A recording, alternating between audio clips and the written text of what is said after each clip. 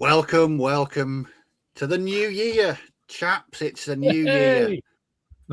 And do you know what was terrifying? When I was setting this up, I was like season 7, episode 1. I was like, what? See, even if I did fall out with you lot or don't want to see your faces again, I'd want to stick it so we get to the 10-year anniversary. Yeah, we won't be 10 years like a rock band. We're not talking to each other anymore, but we're bloody well going back on stage. Yeah. But terrifying. Happy New Year, one and all. I hope everyone had a cracking holiday time, lots of time off. Lots of hobbying, lots of cheese and biscuits. Robin and Matt, I'm looking at you. Oh, yes. Did you see the comment about his baby bell? That was what made me laugh. Where he said, someone wrote, "Is that a giant baby bell?" And he just put, "No, it's a regular size one. It's just the other's a mini." Oh, dear. So, welcome to season 7, episode 1 of the Plastic Crack Podcast. Tonight we're going to be having a bit of just a laid-back New Year hobby chat. What we're going to be looking at doing over the next 12 months, hobbying, painting, gaming, channel-wise. Nothing really planned, just a bit of a chat. Big thanks to everyone that's watching on the catch-up. Always appreciate that. Don't forget we're supported. I am. I'm new year, new professional. New year, new Steve. Well, what's don't forget we are sponsored by Boards and Swords Hobbies. Use the code PCP5 when you're checking out on the web store to get an additional 5% off your already discounted order. And stick around because, courtesy of Boards and Swords, we've got a nice giveaway coming up later on in the podcast. Ooh. So stick around for that. For details, if you want to win yourself something really, it's pretty cool and it's damn cool. It is pretty cool. Nice way to see in the new year. So all those people going, I don't have a project for the new year. Well, yes. You might.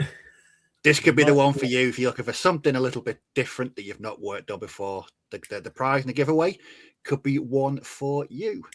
Links to all our channels down below. Like, share, subscribe, comment, hype. Chill. I was going to see who was going to say it first. I was determined it wasn't going to be me.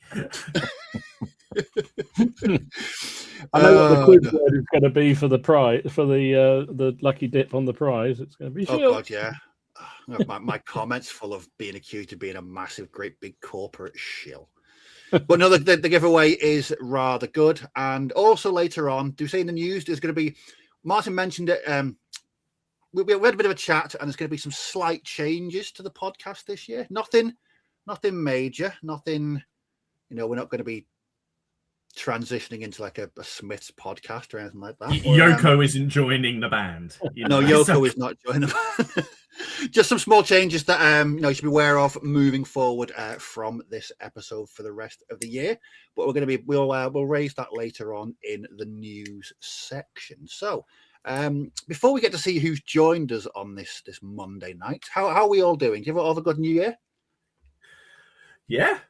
I had a very nice New Year. Well, my New Year was spent drinking quite a lot of wine, trying to watch one film, which took a really, really long time, and messaging you lot. That was my New Year's Eve. Which devolved into what normally happens, which is me and Steve just sending each other bands to listen to, and Dom just sitting there having no idea what's going on. However, I start joining in, and then suddenly you head off into either weird beer or weird bands. And at that point, I just put my phone down and walk away. True, but that song was a song about Blade Runner, and therefore, but by that point, Dom probably wouldn't have even be able to. Listen, I was in a pub dancing to some ridiculously stupid thing, forgetting that I was fast approaching 60, and then thinking, Jesus, I haven't been in a pub until 1:30 in the morning, and why are we being asked to leave? This never happens when I go to a pub these days. A rock and roll intro into the new year. Congratulations. It wasn't because I misbehaved, I assure you. It was just because it was bloody late and they all wanted to go home, apparently. I mean, we were quite happy. Well, I did sample a fine weird beer on New Year's Eve, courtesy of my brother, who always gets me weird beers for Christmas. I was drinking an 11% gingerbread latte Oh, geez. Oh, geez. That sounds horrific. I'm gonna one of my New Year's resolutions. I'm gonna try and be more Dom. With my choices this year. I feel I'm gonna try. I've got my beers that I like, and I'm gonna try not to do anything weird. Like tonight, I've got a coffee, and I have a Coke. Okay, so I'm the same. I have some nice lime cordial and a can of Pepsi Max. Oh, got some red wine. Rolly Birkin here, on the other hand, has some red wine. Right, let's see who's joined us tonight for this very first stream of the new year. So Basement 1908, how's Steve? How you doing? Well, mate. Richard Horse from a chilly Hull. He's finishing Richard Wovel's retinue and a couple of artillery pieces. Can you say that faster? Say that again. Richard Wovel. Love. Do you mean Richard Woodville is retinue and a couple of artillery pieces? That didn't sound like Woodville. What you said did not sound like Woodville. No, it didn't. It was very good, though. I like it. Absolutely. I don't trust this chat. It's got a habit of just disappearing or doom scrolling right down to the bottom. So I'm going to whiz through as fast as possible. Well, Mobile and Hostel. Martin Hoey, Steve Harbour, John Sowerby, Red Steph, Nick Dawson, Mark Ryden, Allard. Hello, Allard. Hope you're doing well, mate. Trevor Hodgkins. Benjamin's here. Good evening from a snow-covered Danish countryside. Ooh. Can we just say? I'm assuming Benjamin at some point is going to mention he's moving on, because Benjamin's writing a book and he posted up about it in the stream, so it might be the one that we want to hear updates. We want weekly updates. And also you have a steady what's it, playtest? What's the term? Proofreading. What is it? Proofreaders. I mean, we all moan about if you need some proofreaders, then you've got 120 people watching this stream who are happily reading. Danish, though. I didn't really consider that.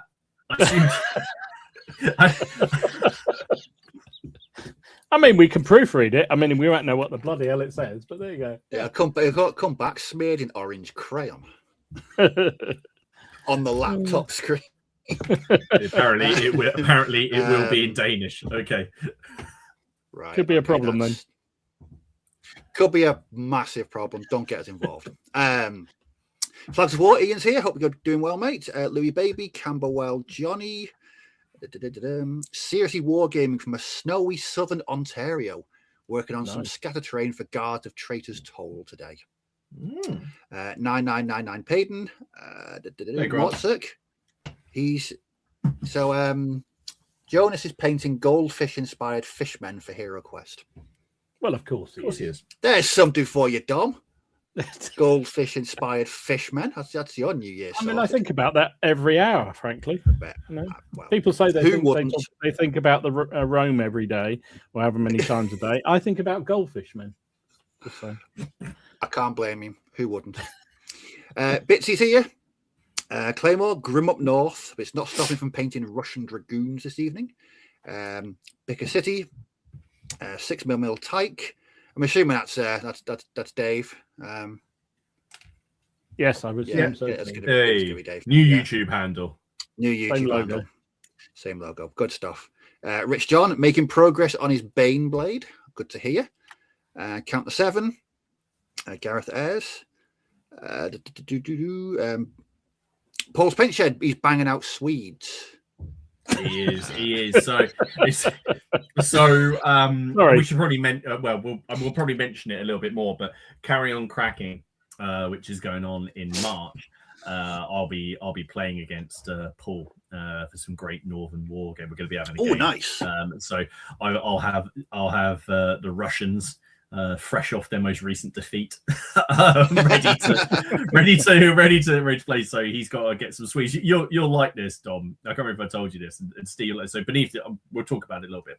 Me and Robin played a couple of games over Christmas of Beneath the Lily Banners, and I really like it. Mm-hmm. But when it comes to the Swedes, when you're doing combat resolution, because it covers a big period, War of Spanish Succession and everything around it, and then into the Great Northern War. So for the Great Northern War, it's got a separate combat resolution chart, right, which replaces the one in the core rulebook, because it's just a couple of things to take into account that are present in the Great Northern War that aren't in, say, the war in the other period. So you go down this list, and it's like, you know, unit did this, unit did this, unit did this, you know, +1 flank, whatever, you know, +1 on defender. Yeah. Gets to the bottom, it just says unit is Swedish, +1. just off the bat. Can I use that table for my Napoleonic Swedes? That would be really handy. You should do, yeah. Just it's. Well, you could put that into combat resolution in black powder. Unit is British, +1. Unit is the 95th, -4. Post that suggestion in a Napoleonic Wargaming Facebook group. I might well do that. I might Good. well do that. Yeah. I'll see what the reaction is. I'm sure let it'll us be know. awesome and welcoming. I'm sure, Steve. Let us know what the carnage results are. Wargamer of Kent, Ollie, evening all, painted some epic ECW artillery this evening. Andy Stocker. Joseph Kananovitz is painting, working on some pirates for Blood and Plunder. A new year and new force. Avashki. Shay Goes and Sprues, Help James. Krusty Colonel. Philip Redman. Frank's Miniatures. Andrew Pennington. Robin's here. Oh, he's just putting the finishing touches to his Blood Bowl team. Oh, yes, that's going to be a thing. I need to sort mine out. Good stuff. Carl Burt's Grana Priego. David Thew. Graham's Wargames Vault. Mark Bro. Working on some Zouaves tonight. Good stuff. Oh, right. The real Steve's here. Everyone can relax. The real Steve is here. Plebiscite, Adam Kirtley, Double Dip, Recruit Painting. Happy New Year, or Happy New Year, mate. Happy New Year, mate. Happy New Big Small Year. Worlds. Hey. The Hobby Brush. Lisa Pirate Painting. Marky Sparky. Ed James. Dan and Justin. Happy New Year from Los Angeles. Good stuff. We're doing well, Dan. Duncan Barker. Ewok Kebab. Sam Rushmere.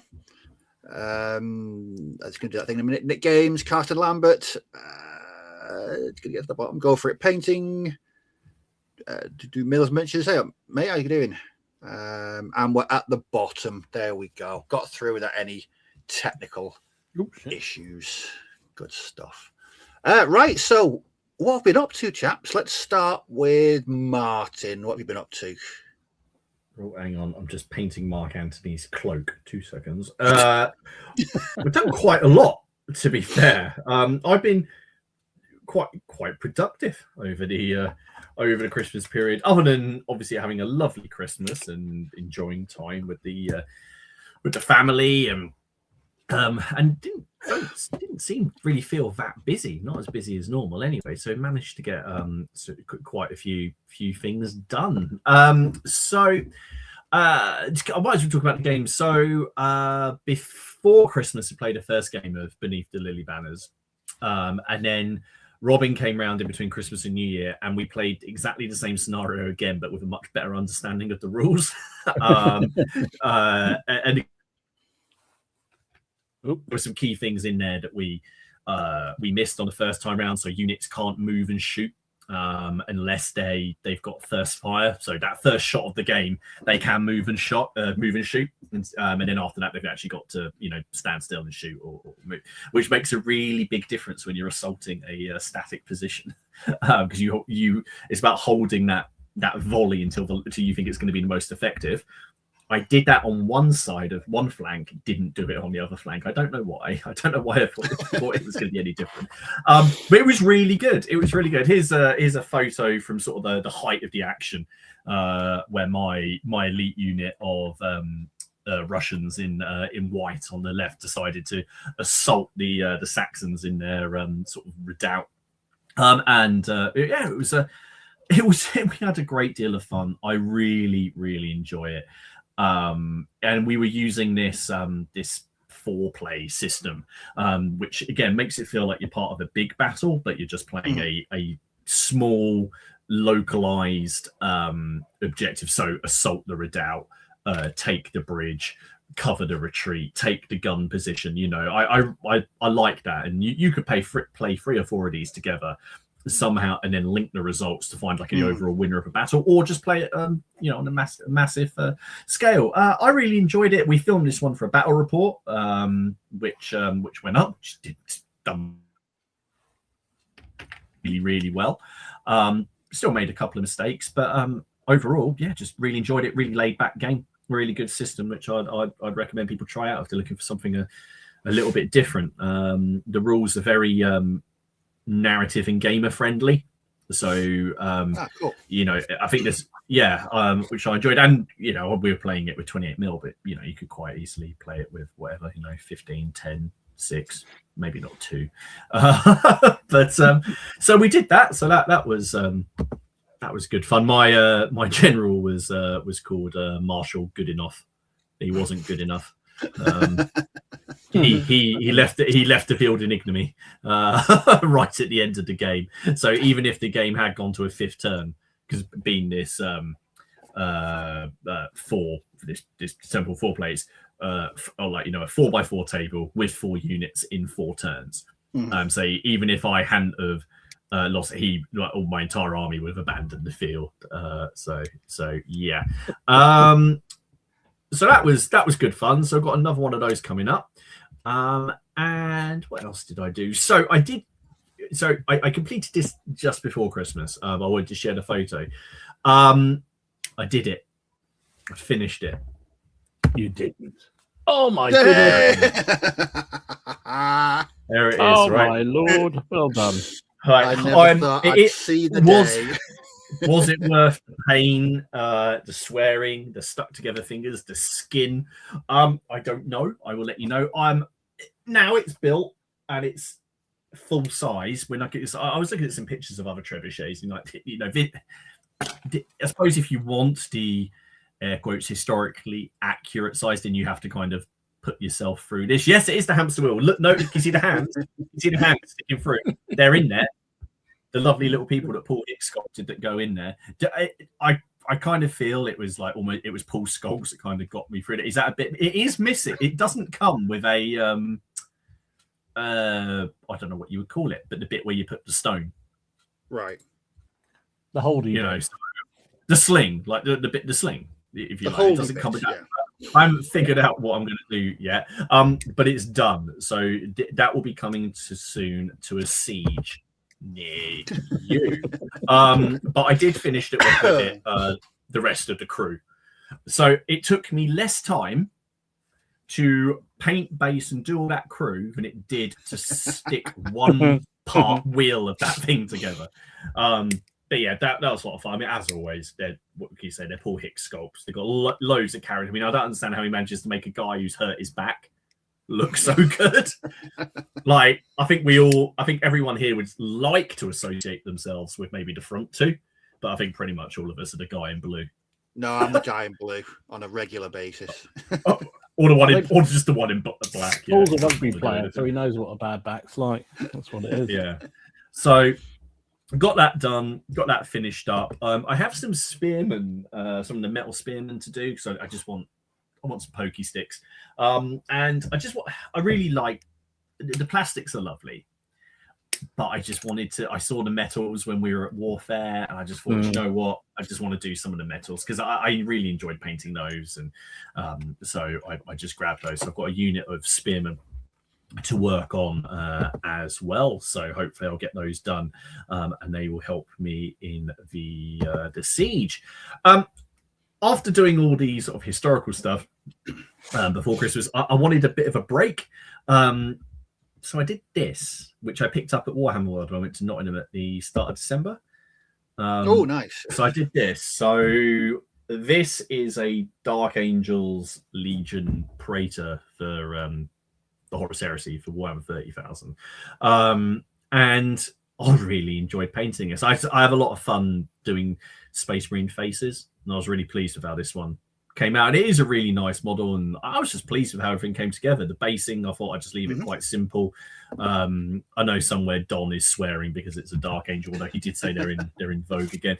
I got plenty of decals kicking around, so I thought I'd give him that sort of Dark Angel knightly feel and just chuck some extra bits on him, weather him up a bit, and sort of do the hot magma blade thing. And then I did some trim on the cloak as well with the little crosses, which drove me a little bit crackers. But yeah, So a lot of fun. I've got a nice little force going now, so I might do some sort of Zone Mortalis kind of thing. And look, skulls on the base. I realised that I didn't have any skulls in my collection. In my bits box, sorry, nothing. So I went. I don't. Some people might be aghast. I went and found my Dark Elves, my old 6th edition Dark Elf army, which was in the garage. Opened it. I knew I had some trophy racks in there. I snipped those skulls off of a standard from my Dark Elf army. That's heresy. I was really pleased with how those skulls came out. No, that's really good. I was trying to channel the beginning of Terminator 2. So I did the Horus Heresy, and then don't worry, things went back to sort of normal. And I think I did talk about these before, and I know a lot of people have seen these on the group. I picked up from Aventine when they were released. They released some Caesarian Romans, but with the shields in their leather covers. Because in my brain, I thought, brilliant, I haven't got to do the shield transfers, so I do. And they've been sitting up here undercoated for probably about 4 or 5 months. And I thought, do you know what? I'm going to have a go. I was impressed with the models just from sort of sticking them together, but painting them up and doing, they are brilliant. And I just want more. Here they are. So they are the command models in here. Just put everything else to shame. The fact you've got the different types of, you got the Signum, you actually have the Aquila, you have all the different types of standards, the Centurion, the Optio, everyone that's cool. But even just the run of the mill missionaries look hard as nails. Although if you are researching sort of the covered legionary shield, there's a lot of debate. So I just kind of tried to keep them sort of neutral. They've also got different helmet types, including some that got like little wings, little lark's wings on the side. But it just brings it. There you go. It just brings a little bit of bit of difference to the army. And then I did some freehand on that standard bearer's shield for that Laurel Reef, which was, I'm getting more into sort of doing freehand on my shields and things. So that was fun. But yeah. Lots of fun painting those. Enough now that I'm going to order. They have a unit that are wearing Greek helmets, so I thought they would be quite fun to mix in. And I also do some really nice ones who essentially look they're described as elite, and they've got sort of like different kinds of plumes and things from examples of helmets that have been found in what would be Switzerland. So I want to use those. But do you see how some of them have got like little leather jerkins on? Which is quite cool because you don't see that often on models. So they'll be in the art. They'll be going to war soon. And then finally, this week I finished these. Now, Great Escape Games kindly sent me over the new US Cavalry to take a look at. So there's a video which should be coming out tomorrow or the day after. So I've done a through review, painted them up, but little thing. But I wasn't too sure how these were going to look because in my brain I kind of went, they're just going to look the same and be boring. But once I got the paint on them, I was really pleased with them. So this is a sprue's worth. I was really chuffed with how these came out. Oh, very nice. You get the sergeant, so you can make these up as US Cavalry or Buffalo soldiers or a bit of a mix like I did. So you get the sergeant. You can, if you're running the gang, then you need a sergeant. You can have an Indian scout, and then everyone else has to be armed with carbines. All right. The dog comes on the sprue, so I thought I'd just put him on the base. I'll use him somehow.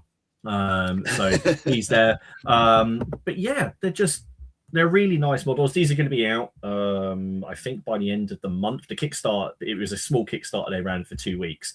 It was successful. And I think that if you back the Kickstarter, then it's shipped. The actual sets are coming out publicly then by the end of the month. This is all made from one sprue. So yeah, I really enjoyed these. And then this one here is my favorite. I I feel like I made him look a bit hillbilly-like, but I don't know why. I thought he was the most boring one when I stuck him together, and then he came out, and I actually really like. So I kind of feel like the dog is his. But yeah, so I feel like I've been quite productive. I'm working on a different version of. I've got a Mark Antony on the go at the minute because do you remember I did a command base with a standard bearer? With like the Romans kind of like falling back like a last stand. Well, that standard bearer was the one that came free with the Caesar's Gallic Wars book, and I've dropped, and it's been snapped and buggered so many times. I just can't.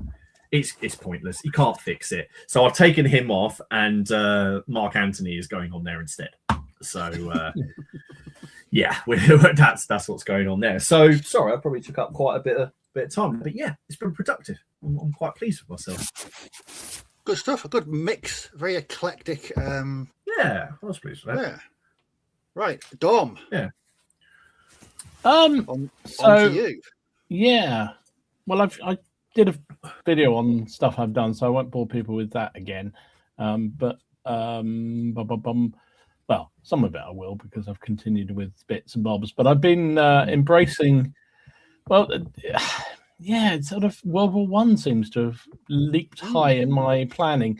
So because we played a game of 0 Hour down the club the other week, which I have to say we got the rules very, very wrong, but we had a great laugh.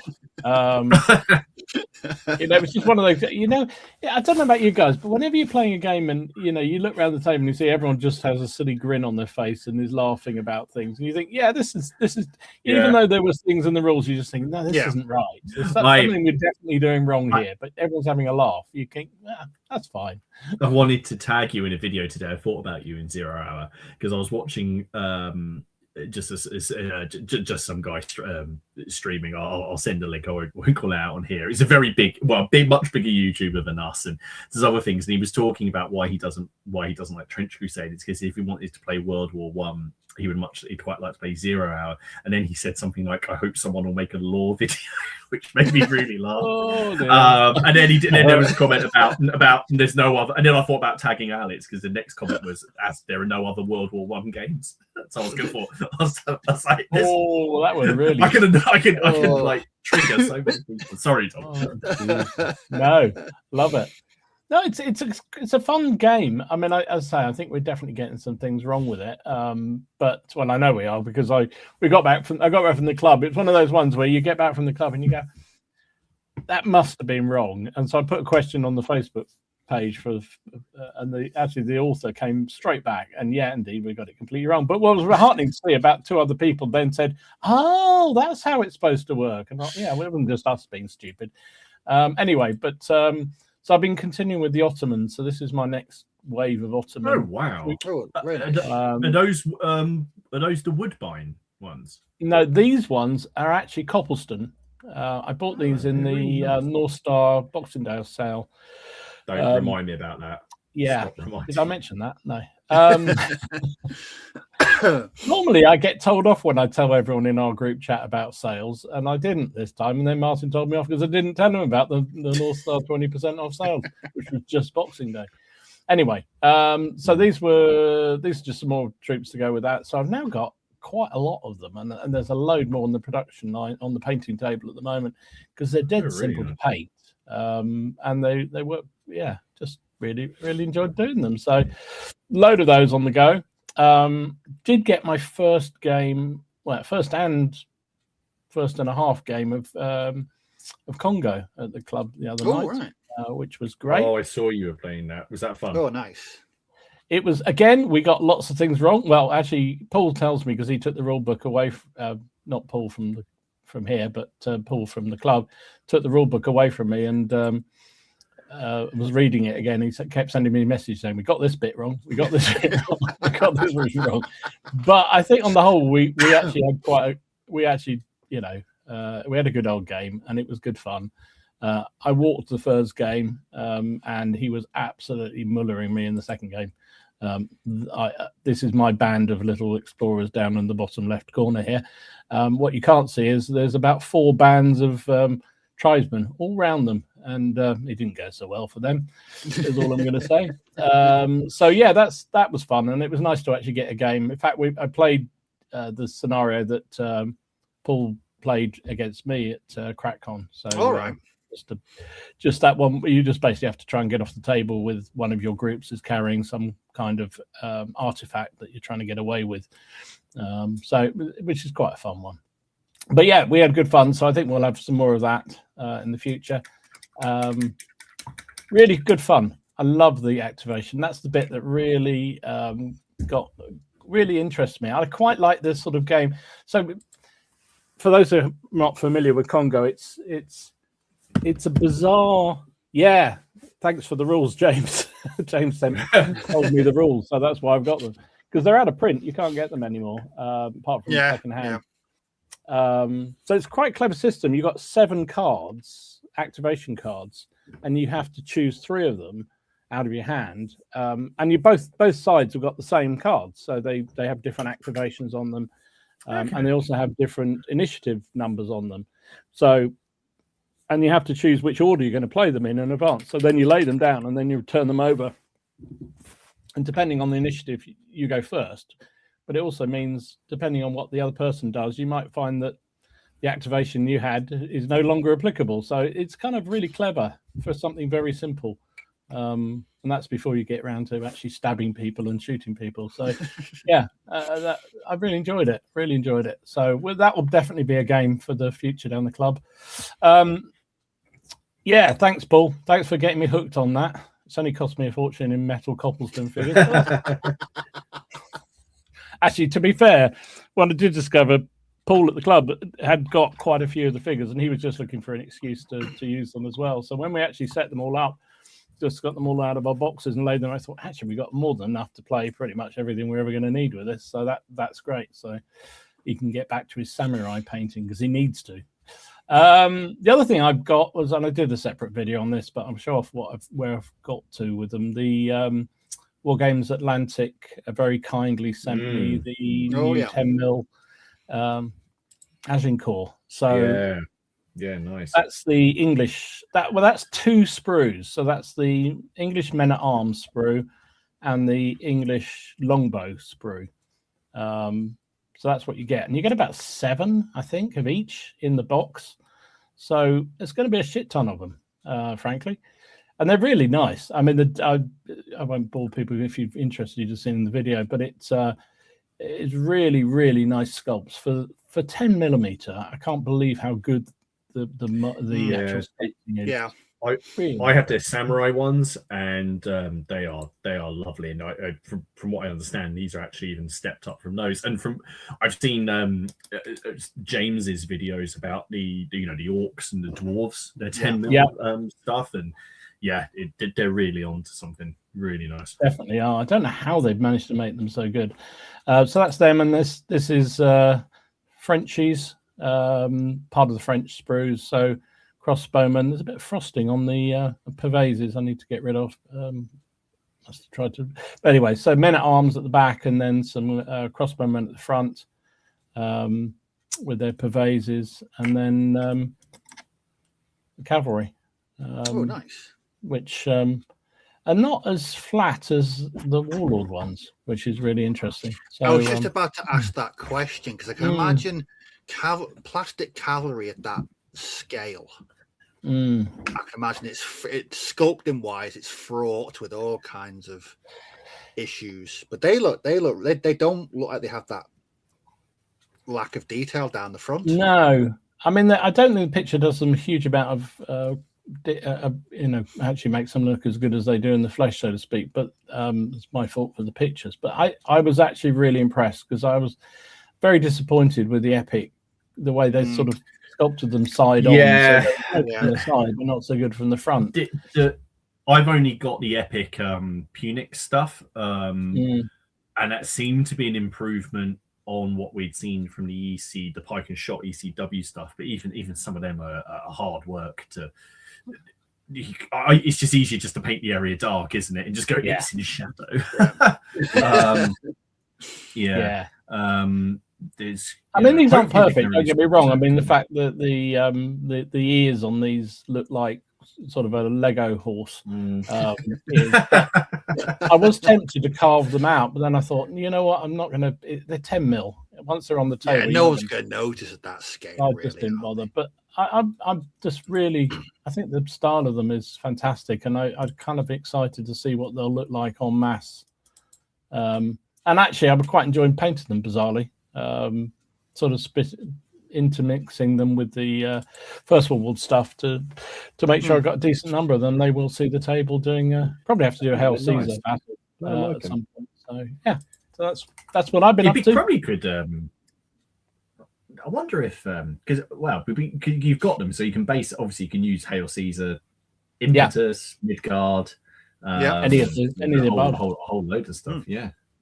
I think War Games Atlantic did say that they are planning to do their own rule system for it. But that's stuck in the pile with all the other stuff they're doing. I think Andy Hobday's working on it. Yeah, I believe. So that'll be interesting. I've got to say, I am tempted.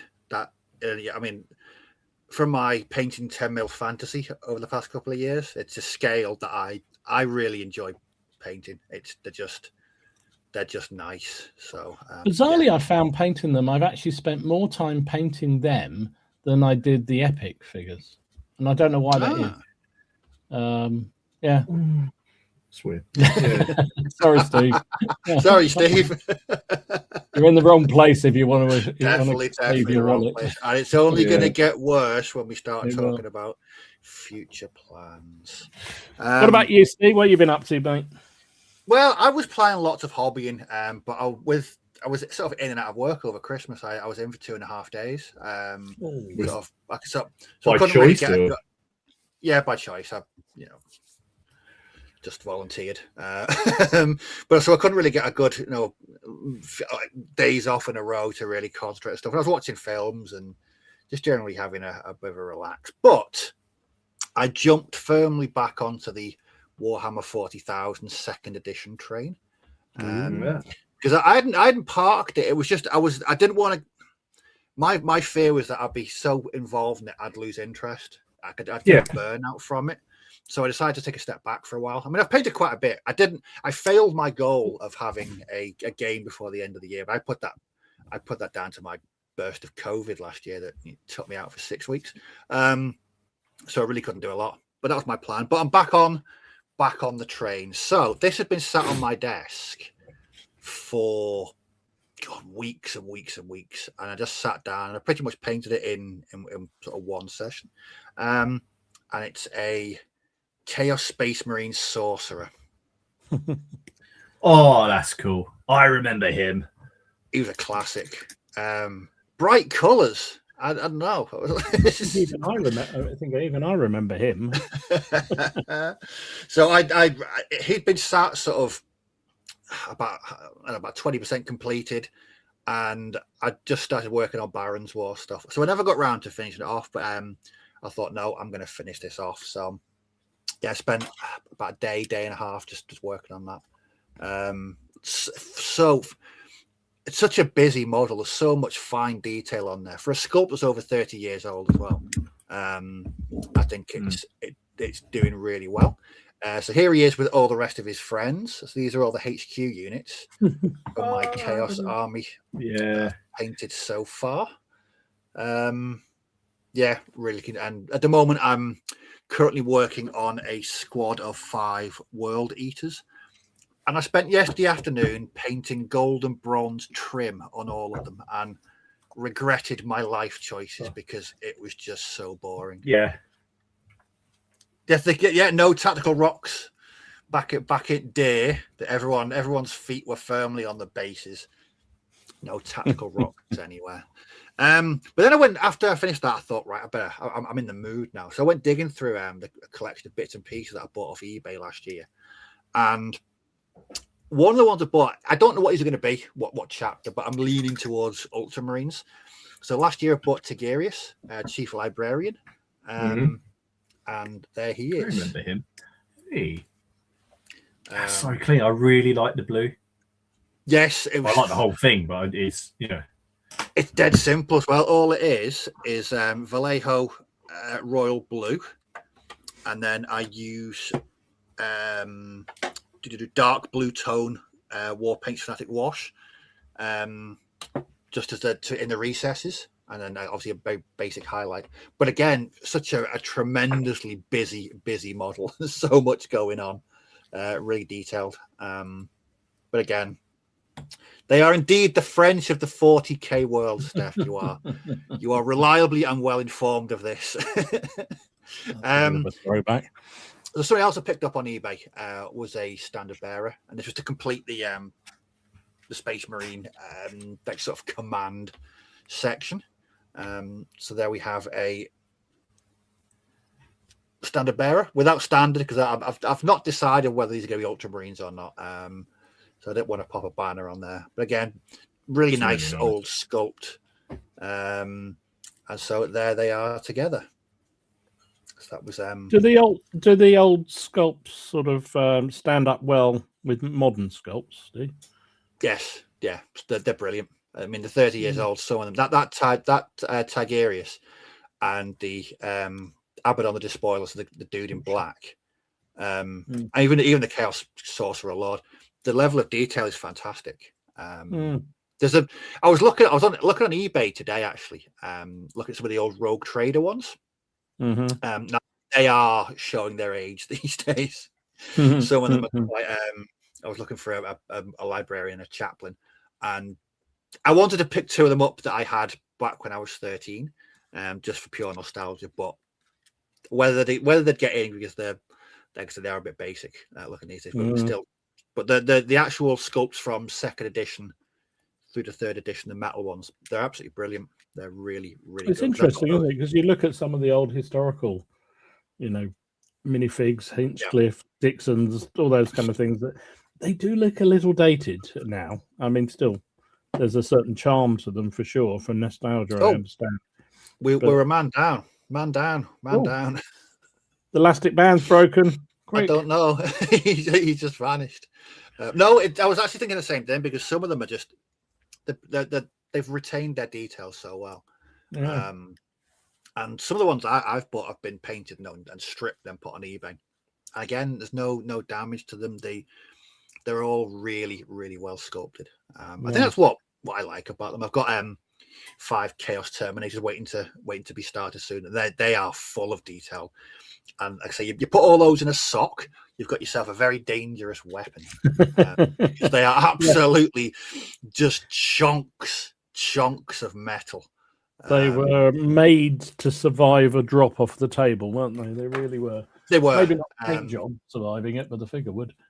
But it just goes to show, back then, even 30 years ago, the metals that they were producing were still really good figures. And the plastics.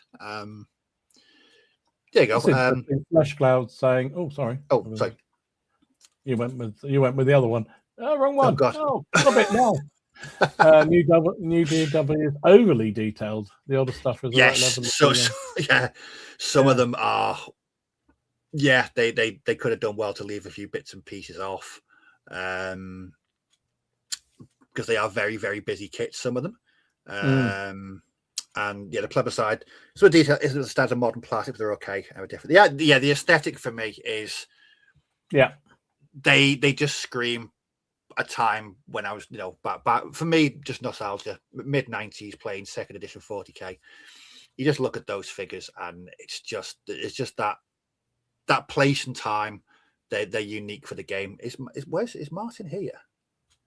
No, I think he's trying to. He was telling me a very amusing story before he joined. Was that he went off and bought a very long Ethernet cable to run from his router, which is somewhere up in the top of his mansion, and it's like 30 meters of it or something like that. He said, of high quality Ethernet cable, and he ran it all the way down. Very excited. Went to plug it into his computer and realised he doesn't have an Ethernet port in his computer. What?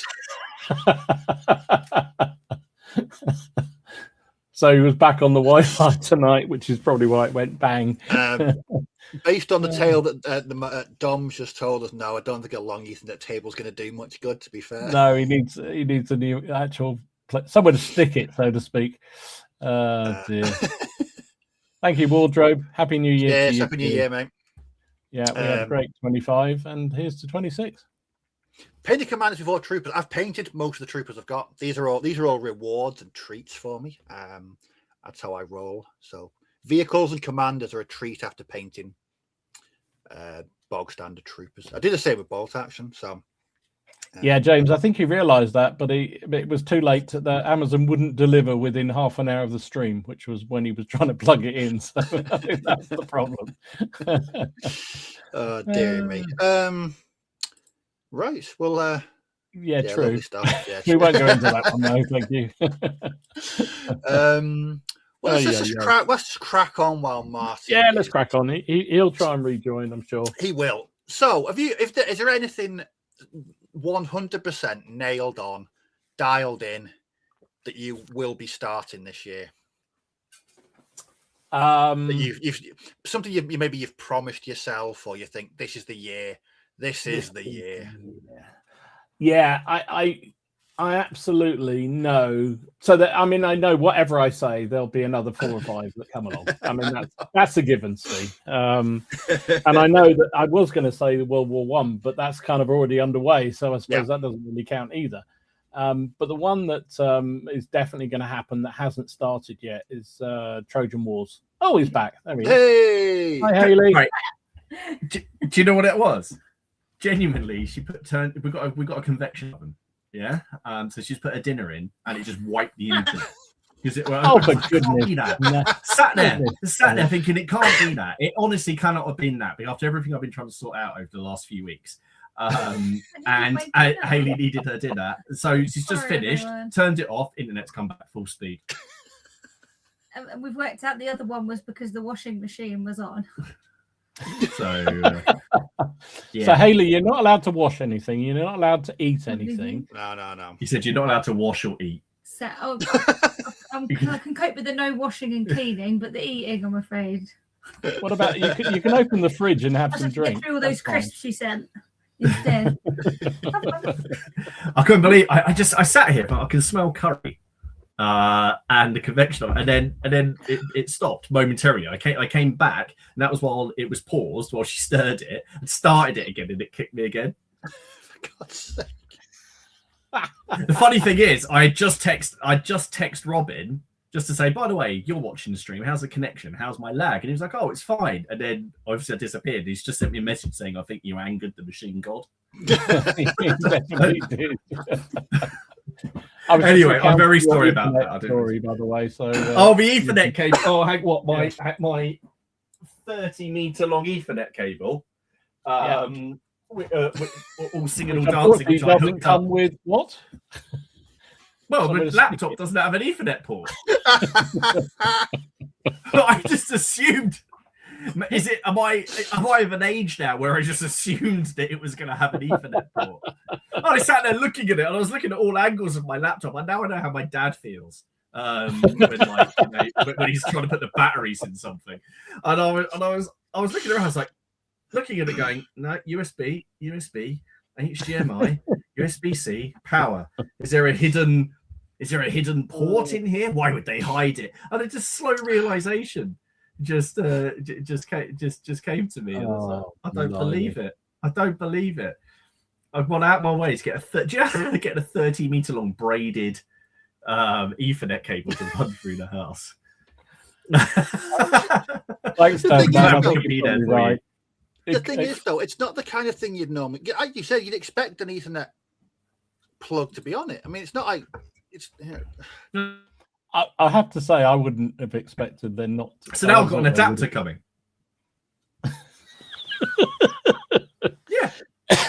Yeah, that's what James said very helpfully. He said you can get an Ethernet adapter for a £5, and I said, yeah, not half an hour before the stream starts. You can't.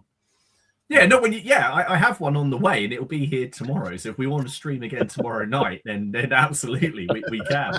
But I couldn't. The moment of absolute the ground just opened up. The abyss appeared before me. And Haley was like, "Are you all right?" I just said, "No, not really." I just went out there. Well, what's making? It's the convection oven. Why is the convection oven kicking me off the internet? That makes no sense at all. It's amazing. You can add it to the book of grudges: rocket trebuchets and convection ovens. We've not even used it as a convection oven. I don't know how. We've just used it as a microwave. Our neighbour gave it to us when he moved out. I don't even know how to use it as a convection oven. I don't even know what a convection oven does. Well, it turns off the internet, clearly. Yeah, that's clearly, Its primary function is to ruin the internet. So, sorry, you can't stream, you can't eat, and you can't wash. Oh dear. Oh dear. Do you remember when we first started doing? Do you remember when we first started doing the stream when you got us first on, and Haley hoovered? That's right. And it kicked me. Thing, that was in no. That was the first time I did the stream in this house, wasn't it? No, it wasn't. It was the first time. As after I moved house, it was here. And she hoovered in it, and it kicked me. It kicked me as well. Yeah, it was when I was here. It wasn't over in Cambridge. It was here. It was after we moved house. Yeah. Love it. All right, Robin. Yeah, he's saying that my next door neighbour probably wanted rid of the convection oven because it turned his Wi-Fi off. Oh god. Oh dearie me. Oh, right. Well, sorry, everyone. Dom, you mentioned the Trojan Wars. Yes. So I have to say that this has been long been sort of an itch to scratch, shall we say, is to work through some kind of Trojan War project. And I had it in mind for quite a while, and I've been thinking about it. And I sort of occasionally, I don't know whether you guys do this or people in the audience do this, but I when I'm watching or looking into eBay purchases, I sort of think, oh yeah, that's good. And I've been picking up little bits and bobs here and there over the last few years, thinking, yeah, that'll do for the Trojan Wars, without really a clear idea about exactly what I'm going to do with it. But this year I thought, right, I've got enough. I've got masses of the buggers. I've got both sides. I've got the Trojans and I've got the Greeks, and I've also got lots of sea people as well. So I'm going to do it. So this year that's going to be one project that is definitely going to happen. Not sure when exactly, but it's definitely going to be fitted in amongst all the other myriad of projects that's coming down the line. Because I just fancy doing it.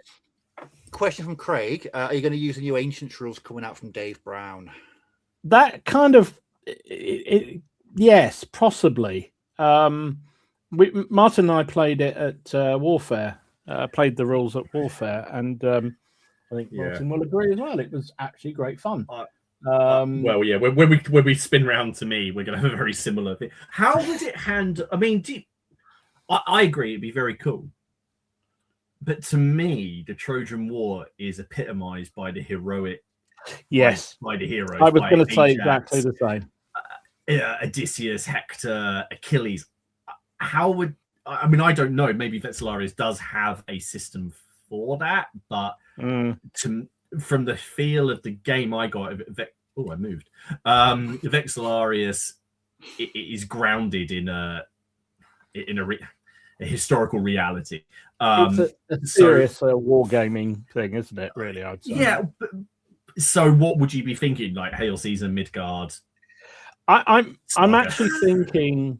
I'm thinking Hail Caesar for the time being, but probably what I would do is try and do something like what they've done with the Arthurian and book, and build in some kind of leader traits and characteristics like that. Because I think you're absolutely right, Martin. That's the bit I think I'm sort of struggling with a bit. Is exactly how to. It's the Age of Heroes thing, isn't it? It's all about Achilles and.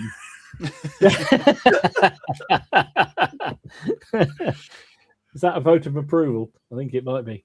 I actually think that would be. It wouldn't to me, just lining up troops. Martin, has your house got like lead wallpaper or something? What is wrong? I think your house Lost is. days in Berlin here. Basically, so I was watching. No, I was watching that film. The Tank, the Tiger, Dear Tiger. Right, yeah, I commented on the, over there. Yeah, and Amazon automatically plays it in the English dub. So if you want to hear some Germans in a tank with American accents going, "That was close," then you just. So I changed the Amazon language to German and put subtitles on, but forgot to turn it back. There we go. I love it. Madness. So back to Dom's. I will get this out. Yeah. So that's the plan. I think you're right. You do need to have some kind of hero element within it, because that's, to me, is what it's all about.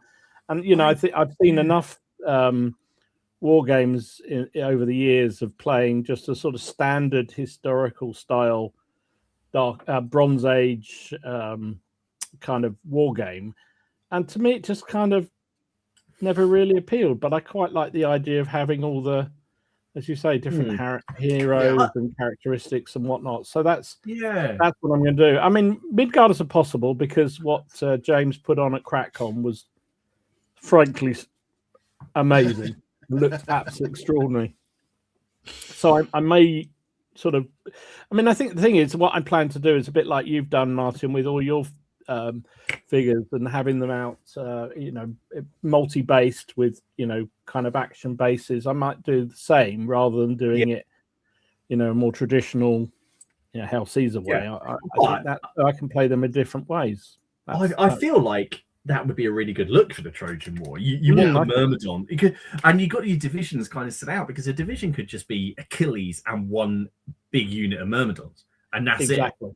I mean, what I did, I'll have to send it to you. I did start playing around. I've written some Hail Caesar stats, like I did for the Wars of the Roses for the leaders, but for Ajax and Hector and everybody, and I had a favor of the gods sort of system in it. Yeah. So the more, obviously we're talking for Hail Caesar here, and like Midgard already has this kind of stuff in it, so that's obviously perfectly written for it. But I had this thing whereby you would you could earn, depending on what they did, you'd earn like little points. You just put a token near them, nothing too heavy bookkeeping, So and then they could trade them in for bonuses to hit, or so basically on their profiles it just had like 1, 2, or 3. So you've got like Achilles can spend one to just shrug off like the results of one of the wounds, because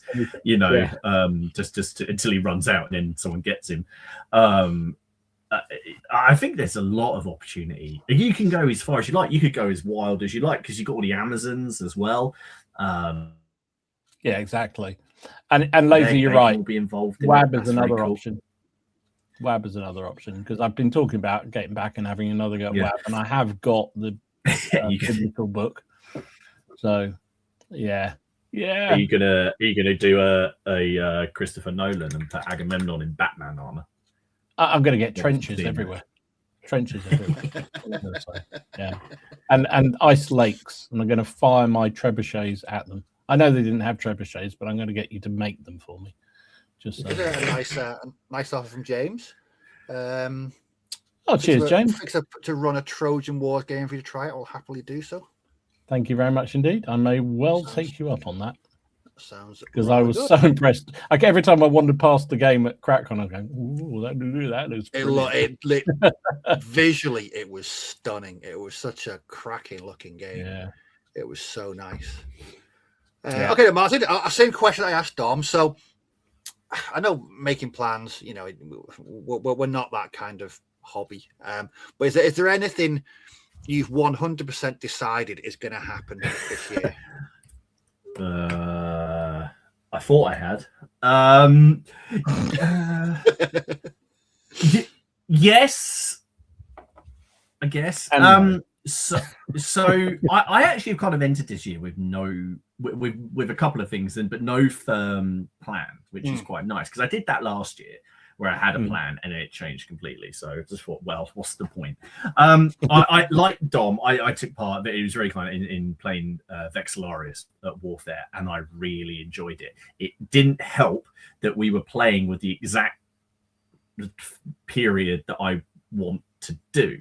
So that made my resolve really sad. Now that was successors, essentially, Alexander and his successors, and I've been sitting there going, oh, do I do 28s and do and because Aventine again have got these beautiful miniatures, but I don't know if I can be asked to paint all that. And then we played with Chris and Dave Brown and the models that they had, which were the War and Empire ones from I've forgotten their name. What's their name? West? No, I can't remember. God, what's their name? Oh God, the door at Warfare. I forget. Yeah. God. Hang on. War and Empire, which is Forged in Battle. And they have the army. Thanks, Carl. They have the Thanks, Wargamer Kent. Thanks, Robin. They have the army packs, which would basically be shut up, James. They have the he's put Ford in battle. Battle. You don't get you lose points. They're in Carl's village. That would be dangerous. Could you imagine having someone like that producing miniatures in your village? I went out for milk and I came back with a division of so they look really nice, and I nearly bought them at Warfare. I'll tell you what, Steve, we walked past that stand so many times, and how many times did he wander over and he was picking them up, and he put them down and he picked them up, and I thought, this is going to happen. And then he moved away. I couldn't believe it. I was a good boy. I was a good boy. I was set on those. And then Dom, just before Christmas, shared the Cromarty Forge. Right, Alexander. Now, I would get the STLs and print them myself because I like the ability to print what I want, and I don't want to pay someone to send me miniatures that I then have to de-support. Which I still think is odd. But I saw those, and they are very cool. They are very cool, and they got them scaled as well to go in with the epic, so I could put them in with the and use the Punic stuff a little bit. So that's something that I would like to do. Vexillarius is a way off, so I don't know if I'm going to bother buying anything until it comes out. I don't know if I want to preempt it. I'm having a bit of fun at the minute with the Baron, like jumping around Barons War Romans. The Romans are coming out for Victrix, and I seem to be back into doing the Ancients again at the minute, and I really want some more. So I'm just enjoying bouncing around. If I was going to say there was one thing that was going to happen, it would probably be the Vexillarius. I can see myself doing a fairly chunky force for that. I want to try this way that they painted them, that Dave and Chris Brown did, by sticking the entire unit to the base and then painting it, not even painting them in strip. I am fascinated by that. Paint the entire unit. Yeah. Mm-hmm. It's quite scary how that looked damn good, didn't it? They done an amazing job considering. It did look cool. I don't know how you get your brush in anyway. Yeah. So that's what I'd like to get. I'm having a bit of a clear out at the minute. I'm all of my bolt action stuff is on eBay, so I just it's all on there. It's all on there. I just what, even the Panthers? I looked at it.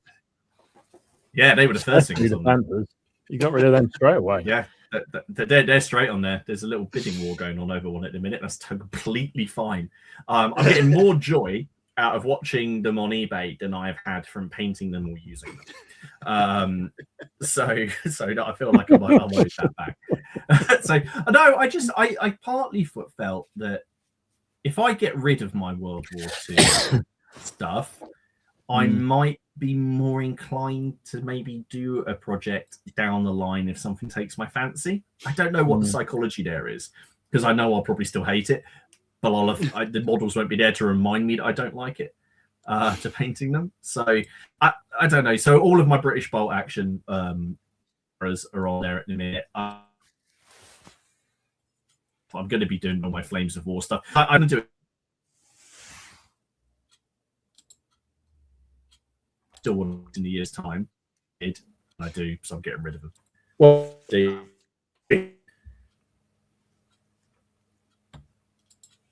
wish I never get rid of anything. That's my problem.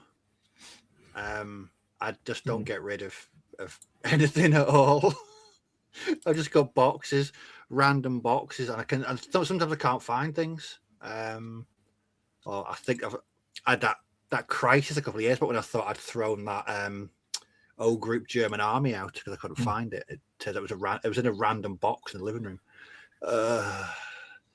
I know, no, I can't. I just can't throw anything out. I can't give anything away. I can't sell anything. It's just one of those things. I am getting a bit better at it. I am again a bit like Martin. I'm trying to be a bit more ruthless with things I just think I'm just never going to do. And so there are definitely things going up on eBay that, you know, and I know that some of it I will regret, but then my theory is that's my fear. I know that if I was to sell an army, a couple of bolt action armies, about a week later, I'd be like, I wish I hadn't sold those, and I'd be really, really miserable, and I'd have to buy them back, or something like that. I've got no real plans for this year. I really haven't. Every time I set myself something, it just goes by the wayside because I get distracted. Someone will release a new game or a new set of figures, or War Games Atlantic will release something, and it just ruins my concentration and my plans because it's just one of those things. I want to finish a few things this year. So I posted a picture in the Facebook group late last year of my 10 mil fantasy armies. So my orcs and goblins and my undead, and I want to completely paint the both starter boxes, so I can use them for Midgard, Fantastic Battles. What's the other one? Kings of War. I think this 40k thing's kicking off again because I'm slowly coming to the end of all the stuff I bought off eBay last year. I've really not got that much left to paint. I've got some Chaos Terminators. I've got a really, really beat up Dreadnought that I bought for about 15 quid that I've completely dismantled. That I'm going to turn into things with tentacles and a bit of a Cthulhu thing going on. So that's left. After that, I've really not got much left. So I'm going to be back on eBay in the very near future. And my bank account will wince as it did last year, because it's a painfully expensive hobby. It really is. It's just one of those things. It's just I'm getting more enjoyment from this, from 40k, than from a lot of things I've worked on recently. I think it is the nostalgia, the value, and being able to afford figures that I couldn't afford when I was 13 or 14. So it's been nice. You say that. I've got some things. I forgot about these. Speaking of 10 minutes, I've got these to do that are coming up. So these are 10 mil miniatures for a game called Argatoria, which the people get in touch with me, and I was like, yeah, 10 mil fantasy, because I haven't done any of that. It's very different, but the miniatures are beautiful. They are absolutely beautiful miniatures. They're all hand sculpted. I've shown Dom some of them, and it's mad, the detail for them. And it's an old sort of rank and flank style mass battle game. So I'm going to be working on that as well. I'm just trying to get around to it because I've got what I think they're like beastmen to do. So I'm looking forward to doing some of that.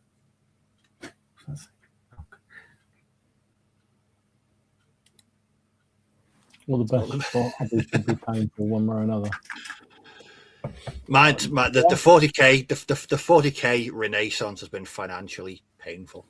I'll be honest. It's just I don't tend to look anymore. I'm like, ugh. But I'm a big boy these days, so I can waste my money on nostalgic metal figures. It's just the way. I don't know. It's just I don't really.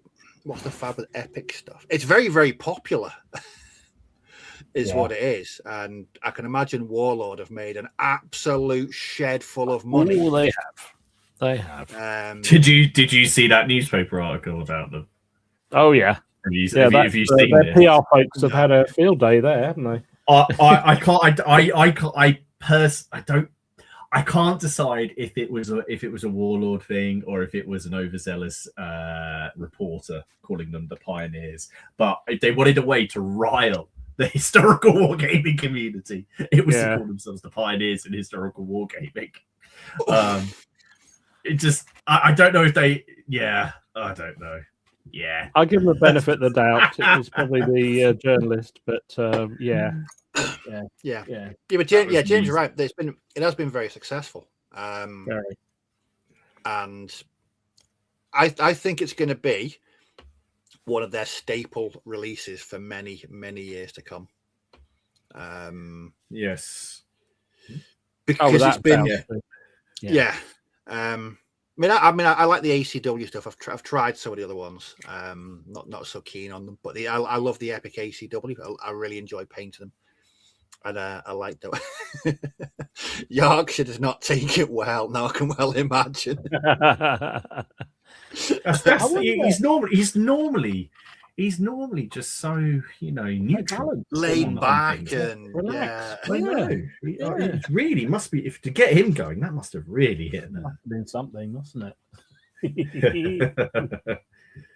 Oh, jeez. I always wonder with the epic stuff, how many people just play with the bare plastics, and how many actually bother to paint it. Because I mean that was kind of one of the things they said when they did the first launches, wasn't it? That you didn't need to, you just pop them on the thing and off you go. I wonder whether that's part of the attraction of why it is very successful, or not. Yeah, I know for myself, I'm still working my way through all the bloody epics I've got. It takes a flipping long time to paint them all. I'm still painting my Epic ACW. I bought the I didn't buy the Gettysburg box. I bought the what was the one down from that? You've got Zouaves in it. Or the Brigade deal or whatever. Yeah, so I started off with the stuff that Warlord sent across, and then I hated it for a year. Then I had a change of heart and love painting it. I still enjoy painting it, but I've got to be in the mood. I've really got to be in the mood to paint those because otherwise they can get really, really boring really quickly. And that's the last thing you want. Tony and Ewok, I've just seen your messages about retro 40k stuff. Rather than derailing, if you can you drop me a message on Facebook? Let me know what you've got, because I'm very interested. Always interested in retro 40k stuff. So that'd be much appreciated, lads. Thank you. But Dom, how many epic scales have you? So you do the pike and shot one, don't you? Pike and shot is probably the one that, it is the one that I'm most active with. I've done the most figures for and have gamed with the most. But I have got I've got some ACW, but I that was never a major thing for me because I already had so many 15mm. But because my 15mm were quite old school, well, more than old school, they're real old ones, so they actually scale up beautifully with the epics. So the ones I've got, I've just worked into my 15mm collection. But the one I really regret so far I haven't pushed on as much as I should is the Hail Caesar ones. I really like them, and I've done quite a lot, but it's the Romans. I just hate doing Romans. Romans. Anybody who paint them for me, please. I just hate them. The Ken did that, painted them for like £1 or whatever it was. Yeah, I was talking to him, but I think he seems to have dropped off the internet. I think Ken must have done him over or something, or maybe he's robbed him blind with all I was the going to money. say, he paid he's probably paid him so little, he's consulting his legal representatives. him. Over I would do, frankly. what course of action is He said to open. me, I'll do the same rates as Ken, and I went, no, that's not fair. That's not fair. So anyway, but yeah, so no, sadly, because I was going to get him to do all my Romans, because that would have been that would have solved me a lot of problems. So yeah, that's the one I haven't done. So it's really just Pike and Shop and the Hell Caesar. It's the only ones I've really I've gone into. I've tried the ACW ones. I love. I've painted quite a few. Though, quite a few. I say not as much as Steph or Steve, because they put me to eternal shame with their efforts. But I'm going through it at my pace. The Pike and Shot one, I liked it, but the pikes put me off. I just didn't like painting them. I found them really quick and easy to paint. Those were the easiest ones for me that I've done, even better than the ACW for some reason. I just really flashed through them. I'm still waiting for my mate, because he was on about getting back into Epic Pike and Shot. I've not heard from him. So yeah, you're right, Steph. They will. That's the other thought I have. Actually, they would work really well with Vexillarius. Shit, I'm gonna have to do Romans, aren't I? Yeah. Oh, you buggers! Oh, you bugger! Yeah, that's terrible. All right, okay, deal done. But yeah, I can say no real set in stone plans, because I never stick to them. I just something new comes. In fact,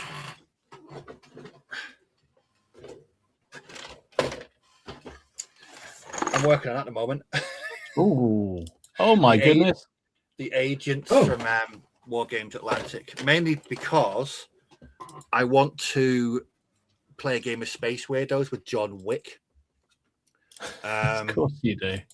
And I'm going to give him the highest stats you can give him and see how fast it takes him to destroy the entire opposition. Is he going to be armed with a pencil? Yes, pencil. Pencil superb. all the way. Yeah, it's a really nice box. As soon as they were announced, I was like, oh, there's going to be Space Weirdos. Oh, lots and lots of Space Weirdos. Always need some Space Weirdos. Steve doesn't know. Steve's gaming world doesn't happen unless there's no weirdos in it. No, there isn't. In fact, I did another test game of Old West Weirdos on Christmas Eve. Yeah, brutal as normal. It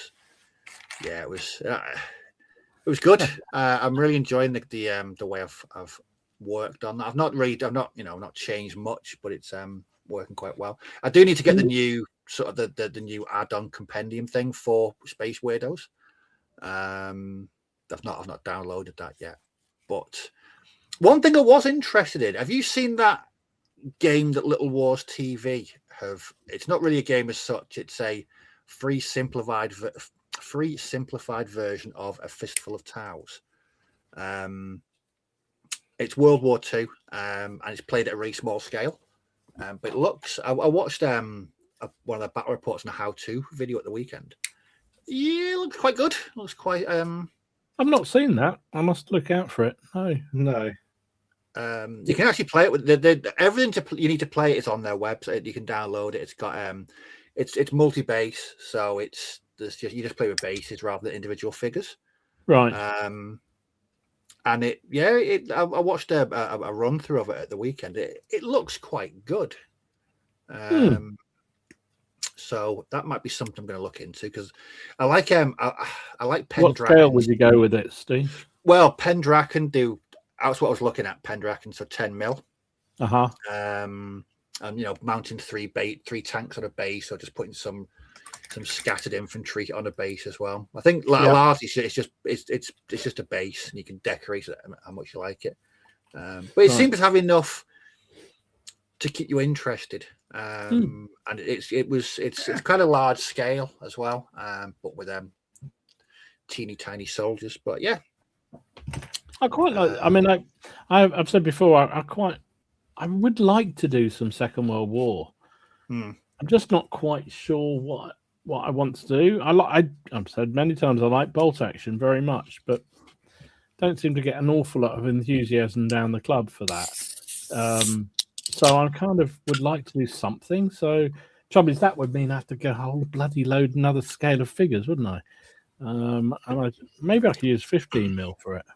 Maybe that would work. I don't know. Would you like some 28mm British paratroopers? Like I've always said, Dom, bolt action at 15 mil is a completely different game. Completely different. Yeah. I don't play it a lot. But it feels so different. Well, I've got all the 15 mil Flames of War stuff.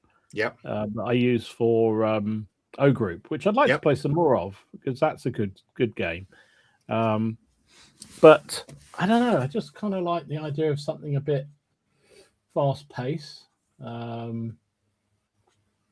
Yeah, I don't know. Just something that's a bit easier.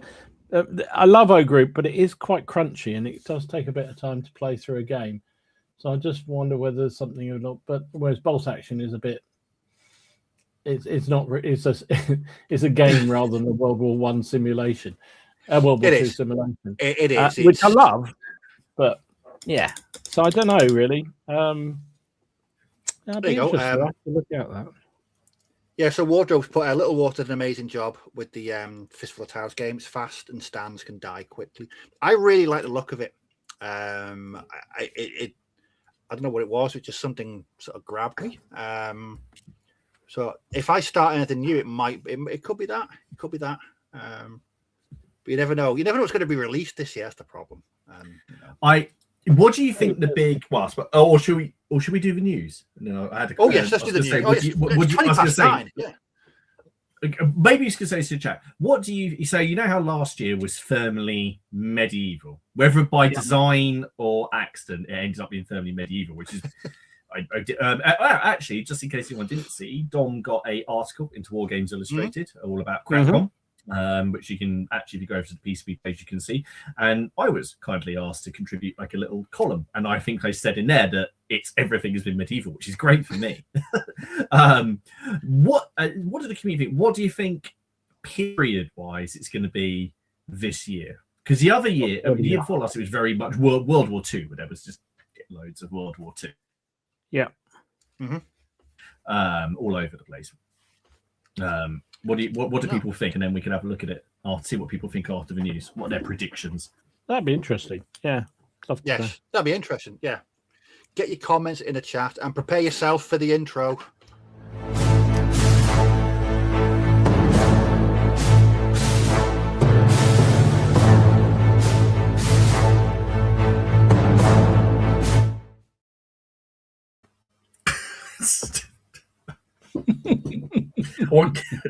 Oh God! Oh dear. Yeah. Not sure whether that's worse or better than the old one. What have we got, Martin? Okay, so we'll wrap through the competition first. Let's do the competition first. For all the people, for the 153 people that have hung around going, when are these idiots going to stop? When are they going to give away? And tell us how we do. Right. So, to kick off the new year, our chums over at Boards and Swords Hobbies have given us a very cool prize to give away. Now, in order to win the prize, which I'll tell you in a second, we're going to do what we normally do. There's going to be nothing fancy. All you need to do is leave a comment on this video after the stream has finished, and tell us what you think the wargaming thing for this year is going to be. Is it going to be medievals? Is it going to be weirdness? Is it going to be ancients? Let us know what you think it's going to be down in the comments below, and you'll be automatically entered into the draw to win, which we will do on the stream next week on Dom's channel, and we'll pick a winner. So you've got until 8 p.m. next Monday, which will be the cutoff when the stream starts. And the winner of the prize will win the Hey Ho Mass Battle box set from War Games Atlantis. Hellion rulebook inside, which is a really, really nice box. It comes with a lot of stuff. It's got hang on, let me just I've got it here. So hang on, you get, oh god, why is the right? So you get all the tokens, you get the rulebook, you get 8 frames of Ashigaru, which is 656 figures, 4 frames of Samurai, which is 224 figures, 2 frames of Command, which is 108, and then accessories. All of the bases, 16 dice, the full Hey Ho rulebook, 2 token sheets. So basically 1,000 10mm figures to create 2 10mm armies and play the game. So a very nice way to start the year off for somebody. The project you didn't know you needed. So thank you very much to the people over at Boards and Swords. So just remember, comment on this video once the stream has finished, and that's all you have to do. Like the video as well, would be quite nice. Put not a prerequisite, you'll be in with a chance to win this. Unfortunately, we can't do international, so it's only for UK residents. Sorry, but yes, please do comment away. And yes, old school. Hey ho, let's go. I think he. I think we should do that. I think he can have the. He can have the first one of the year. First one of the year. So so very, very cool prize. We'll announce the winner next week. And big thank you to Boards and Swords for cool chucking that our way to thank you. Yeah. So that is awesome stuff. Haley's cooking your dinner again. Gen news. No, is she? Nope. Shall I take it? Get Dom to talk. I'll talk first, Yeah. and then you can sort out Haley, so to speak. So what have we got? Couple of things I saw. We talked about these a few weeks ago, but they're now on pre-order. This is the new Battlefronts Maginot Line French and German set. $90, £80, I think it is, something like that, due for release in February.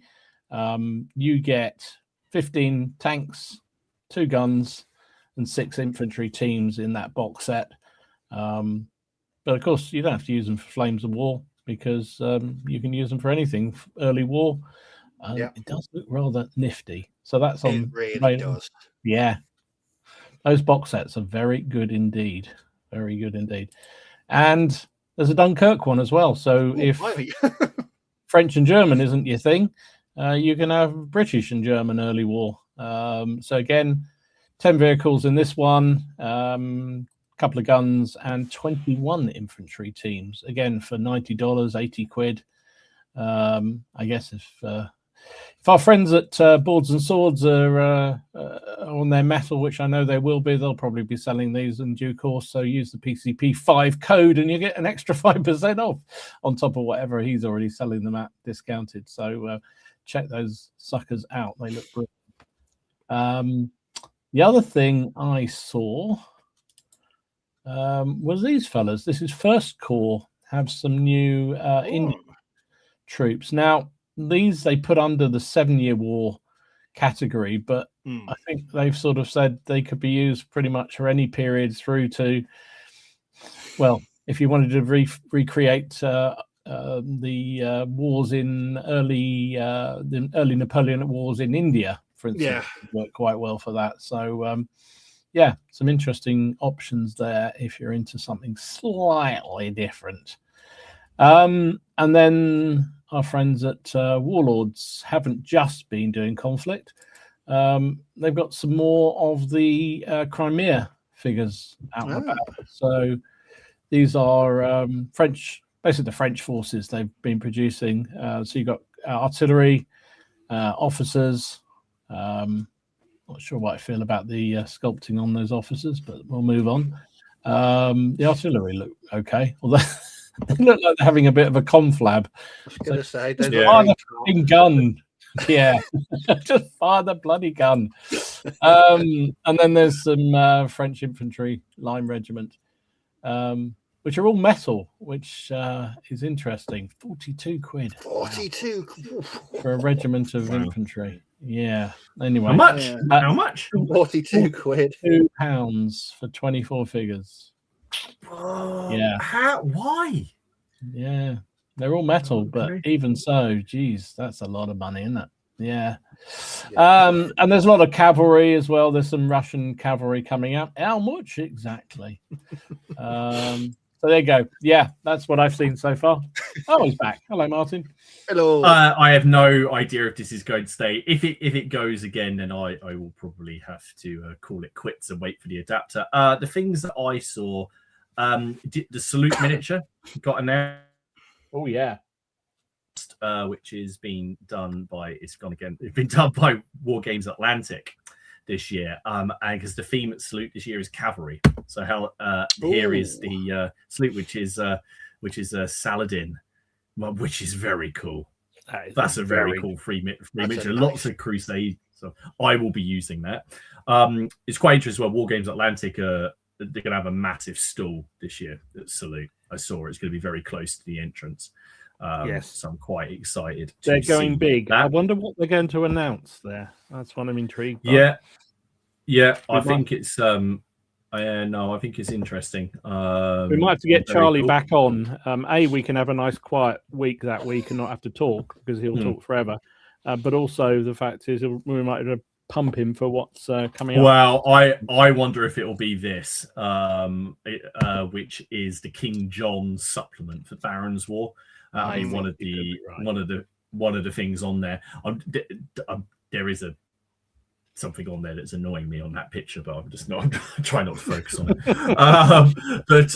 Yeah. So the King John expansion, which we're talking about, which looks not just at the Baron's War itself, but everything going on with France before the Baron's War breaks out, and some of the stuff that goes on immediately after. There's lots of stuff to do with the reign of King John. There's different lists in there and options and narrative scenarios and all sorts, and I am very, very much looking forward to that. Other things that I've seen, Paul Hicks is sculpting up War Host, which is the fantasy version of Baron's War. He's sculpting up more dwarves, and we like sharing Paul's stuff, and I really like these dwarves. So these are his command sets. So they've just got, just a nice feel to them. There's really, really nice stuff. So those are on the way. Crooked Dice are releasing some of my favorite monsters. I always like a gnoll. I'm a big fan of gnolls. I don't think there's enough gnoll in fantasy. They were our go-to thing in when we used to play. I love a gnoll, these kind of weird giant hyena things. So it's some cool stuff. So I thought those were quite cool. And I've forgotten what this is, but Warlord are releasing it. It's a rockety. Oh, that was crap. It's a rockety thing for the Americans. I've forgotten what it was. I really need to stop actually putting bolt action stuff in that on here because xylophone. Well, the problem is I found it, but I don't care enough about it to remember what it's called. The xylophone rocket. So that's on there. So there is a lot. I mean, I know there's been things over the last couple of weeks, which would be old news by now, but there's some things in there definitely to look forward to. Superb. Should we touch on the changes for the podcast? Yes. Why not? So we where's this month's? So let me just throw up this not be sick. This month's schedule. It's amazing. So here's the lineup for this month. Now we've done the same format for 5-6 years. I know we're on season, but things sort of changed. So what we're going to do, there's much to give ourselves a little bit of a recharge, but also just to sort of help build some anticipation. We're going to try going down to 3 streams a month. So we'll be doing, so it'll be in this case 12th, 19th, and 26th. then there'll be a week off, and then we'll be back, and then that way the rotation will still be there. That's not going to be a set in stone thing. If we have guests, sometimes there might be more, but we'll probably be down to that. That's as much to give us a bit of a chance to keep on top of things as well. Also, when it comes to the topics, a bit like tonight, it's just a hobby stream. We love just hobbying. I can speak for the other two. We like just doing this and chatting rubbish, and we know that's why sort of people join in and enjoy it. So while there will continue to be topics or questions, if you remember, Dom's mate Peter Little used to send in question of the week. We'll probably go back to a little bit more like that. So there's going to be more of these. Just paint along and chat. Not necessarily a hard topic for us to discuss. They still will be there. Like next week, Dom's topic is going to be a you should play. Dom, do you want to sort of let us know what that's going to be about? Having said that, we're going to go a bit lighter in the future. This one's a bit of a heavyweight one because I really fancied it for the beginning of the year, and everyone takes the piss out of the fact we encourage you to take on new projects. So I thought let's fully embrace it for 26. So the idea behind this one is that we have to try and come up with a game, a period, a rule system, whatever we decide, that we have to then persuade the others to embrace and give it a go this year. So we need to look at rules. Little Blue. Do you remember when we bullied Steve in the course of one stream? We bullied him into buying loads of Perry minis. Yes. Like that. So we like that, yeah. Yeah, exactly like that. So I was traumatized. A bit of a homework for us is that we need to come up with kind of an idea or something that we don't currently do, that doesn't even have to be something we do ourselves, but something we might think about taking on and try and persuade the other two that they should do it. And if you guys want to join in the Facebook group and in the chat, please do. We'd love to have some suggestions. So, what kind of rules, what kind of period, why the figures are particularly cool, whatever it may be. Try and persuade me why I need to do whatever weird shit you want me to do, because I know that's what's going to come my way. Yeah. There you go. David's already said. Dave can read your mind, mate. There we go.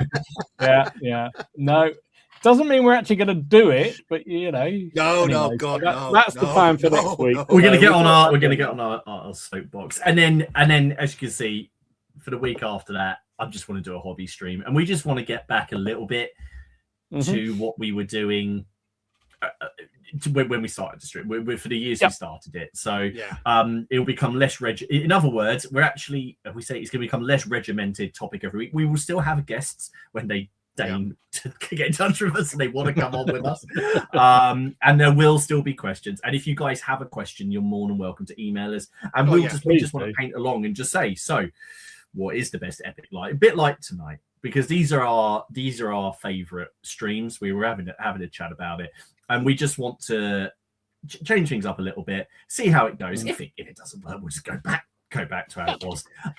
But hopefully, just going 3 weeks on, have a week off, gives us a chance to recharge, get a break, think, get some stuff painted to catch up with Dom. That's really what we're doing. Is that me and Steve need a week to catch up with Dom. Because Dom operates in a different plane of painting existence to the rest of us. Yeah, but what you haven't thought about, chaps, is that while you're giving yourselves more time to do that, you're also giving me more time. So yeah, it's true. Didn't think that one through. But yeah, I think definitely we want to carry on. I think we should ban him. He should be on a week more. Sorry. The whole concept between this originally was the fact it's us. It's been like 3 or 4 old gits talking shit about the thing they love in the pub, and that's kind of what we want to get back to. Yeah, absolutely. I'm looking at you, Martin. So there you go.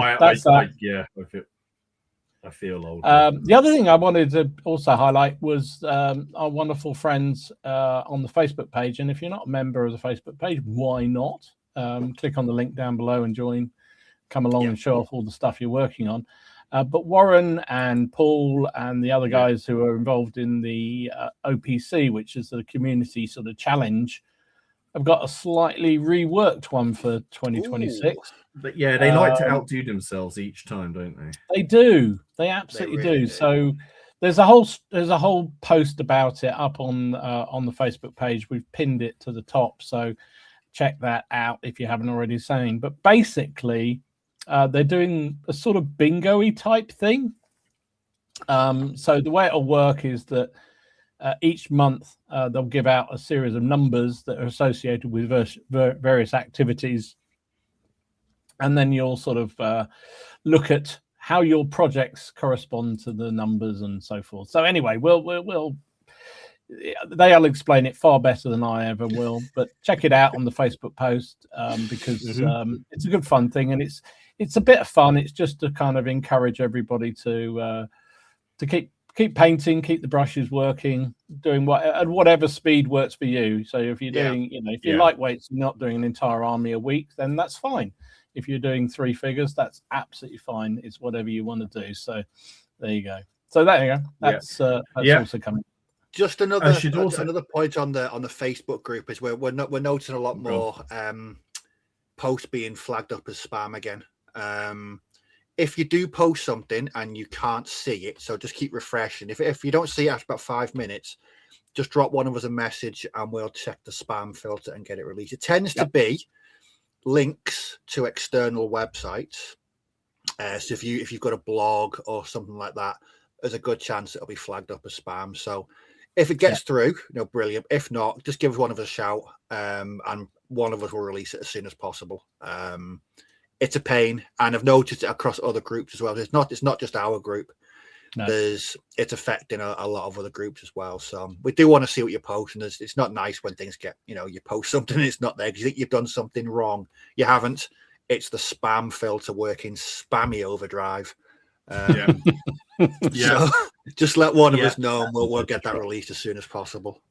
Absolutely. The last thing just to mention in the news is I talked about it earlier. There are tickets available over on the Boards and Swords website for Carry On Cracking 6.5. 6.5. Which is, first of all, say it is not CrackCon. It's not CrackCon. It's essentially a social gaming day, a social meetup with that Paul Richardson and Ian have put on through Boards and Swords. So those people who people from the community just want to meet up and have a game. So it's not like the normal CrackCon where there's a raffle and it's like that. It's think of it as a club day, a club night, a club game. Okay, people are going and they're just having games against each other. They're sorting it out. You'll find a post that's pinned also in the Facebook group about this. There are tickets available. You get your lunch thrown in. I'm going down. Dom, I think you're going to be in the States, aren't you? You'll be at Adepticon. I am. I'm going to be at Adepticon.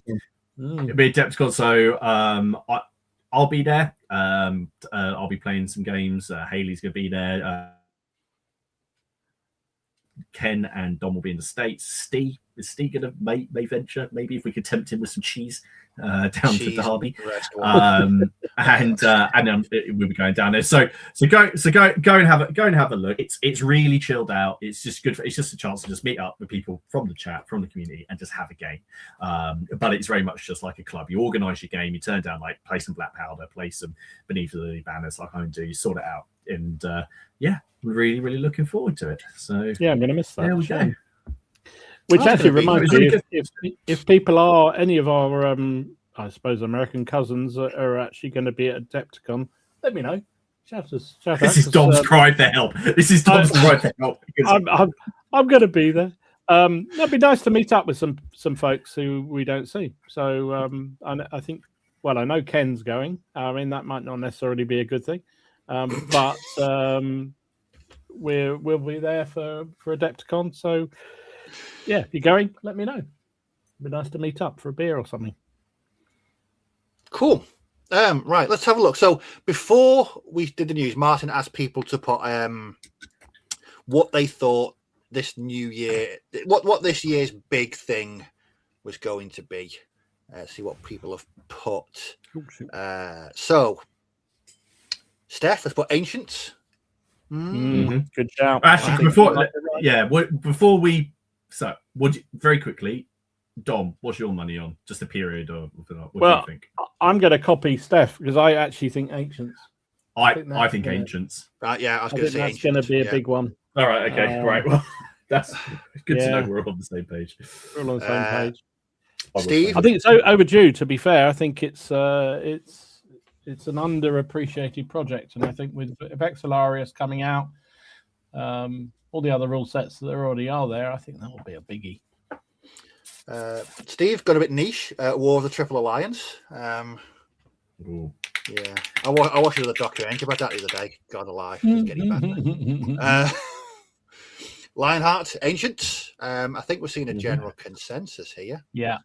Andy, Ancient Warfare rules next. Yeah. Yeah, there we go, another one. Dave, AWI, 250 years on. Is a shock one from Ian. Jacobites or Border Reavers. Didn't see that one coming. Surprise, Ian. Yeah. Just because you do beautiful figures doesn't mean all right. Then maybe we'll give. We should really get him. We should really get Ian back on. Yeah, get Ian back on. It's been a while, hasn't it? Yeah, it's been a good while. Ian had a whole load of flags. Actually, I meant to clip a video. He had some new flags out, didn't he? He had some ACW stuff. I think I did actually have them on the stream that we didn't do. Because I've actually picked them up because there were some new flags coming out. So yeah, he's always producing lovely new flags, so we should get him back on. Well, James said he thinks 2026 will have lots of flags. Just one. I think there was a couple of other questions that we missed. So here's one from Dave. 2026 is the year I start World War One and World War Two, thanks to the awesome World War One trench raid game at Crackcom. That Alex and Mark put on, and the church obviously won in the raffle. Thanks, PCP. I blame you all. We should all do Dr. Evil laughs after that, shouldn't we? But no, I agree. Mark came and put on that beautiful game, and they repaid him by destroying his French infantry at warfare. That was a stunning looking game for 54 mil. Oh, it was beautiful. Just brilliant. Absolutely. Yeah. Lovely stuff. The number of times I had to look at that game and go, no, Dom, you do not need 54 mil in your life. No. Step away. So Tony started the year with 4 projects fueled by last year's purchases. Baron's War. I'll be joining on that, Tony. Absolutely. Not quite sure about the second one. Napoleonic British Light Brigade. French Guard Light Cavalry and ACW for sharp practice.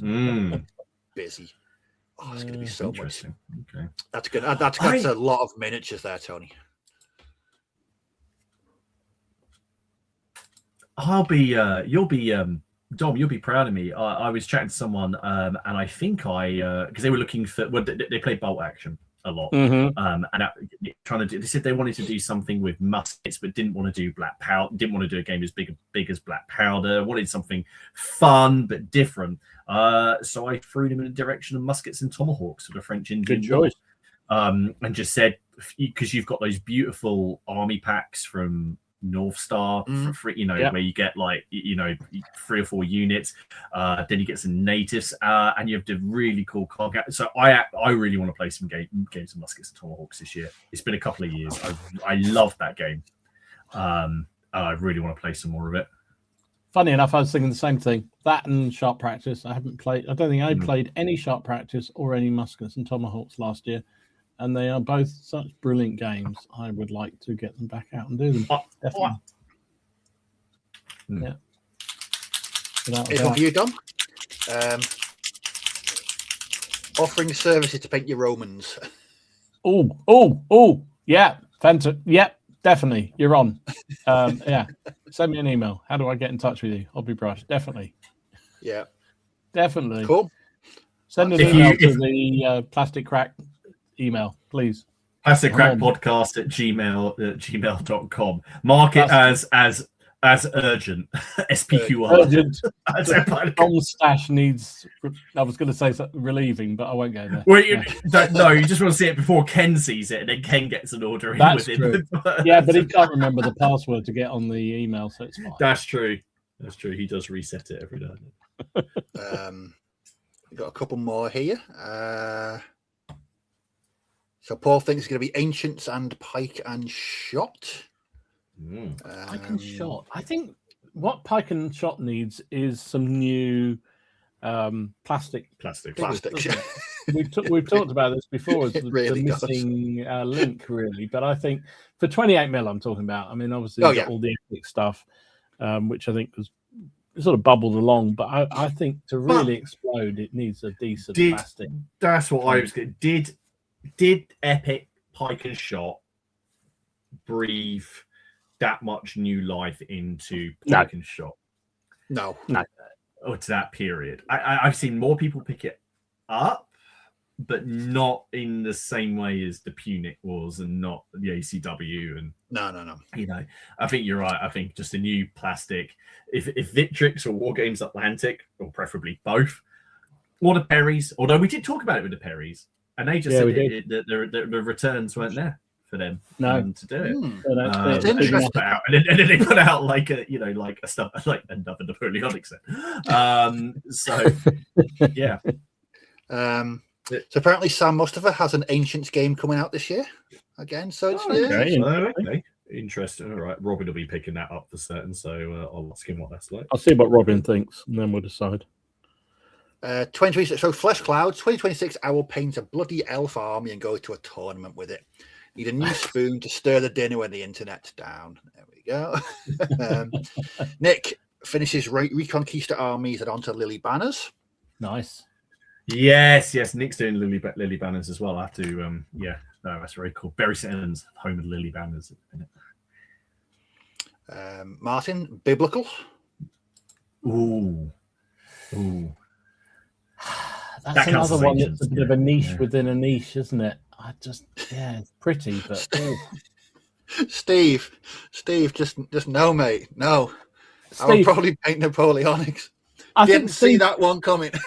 Steve keeps talking about building a new table. I think at the rate he's going, you have to build a new basement. I mean, geez. Well, he needs a table because of the amount of models. Yeah.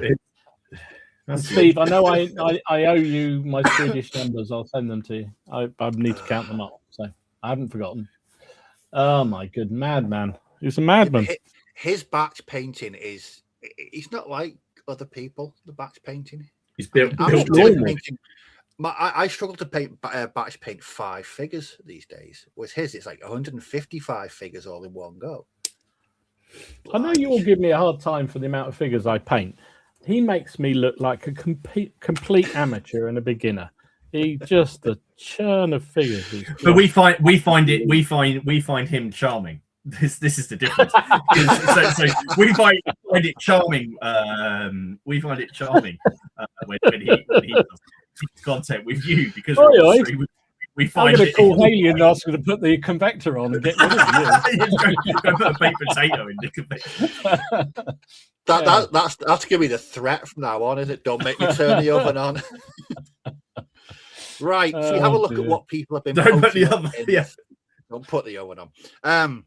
Please. A really good mix of what people have been posting up. Again, like Dom said, we'd like to see what you're working on. Join the group, answer the questions. You'll be admitted, and show us what you're building, you're painting, what games you're playing at the moment. Again, although it's bad for your wallet, it is a great source of inspiration. The Facebook group, it really is. It is. Right up first, I love these. This is Darren. He's been working on some pirates. Cool. Oh, that's cool. They are. Lovely. I think they're the Ghost Archipelago kit bash. He's kit bashed them together. They look so cool. That is really nice. Wow. I keep saying that one day.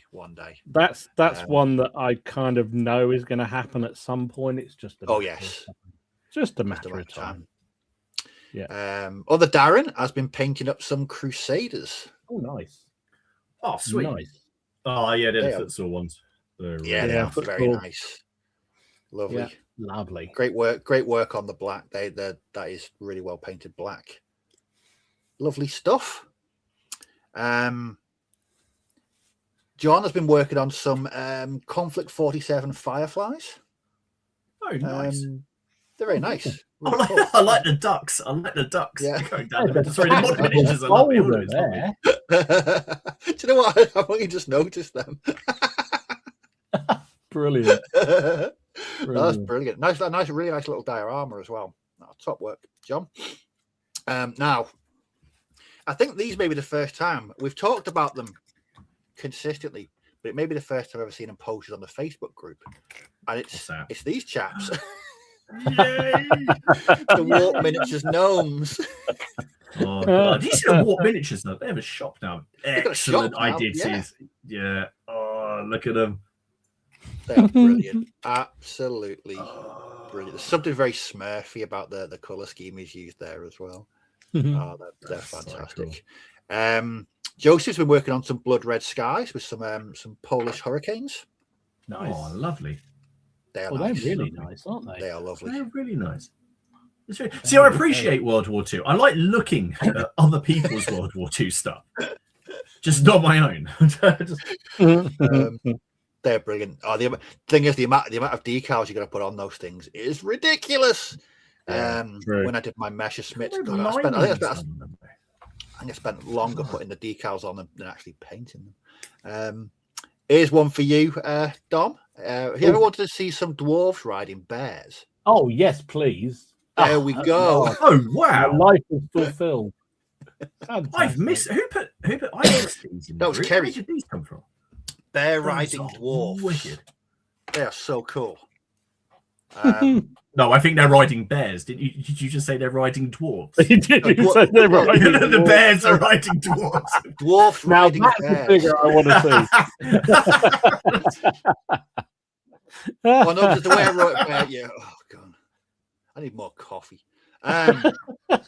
So up next is Mo with some more Conflict 47.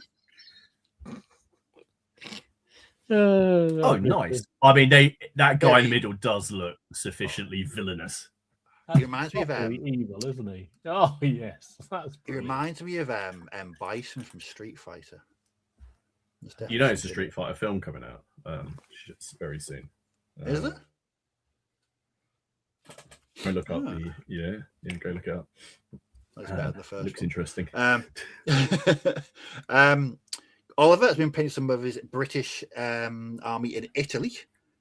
So really nice. Oh, nice. Yeah, good stuff. They're lovely. Really, really cool.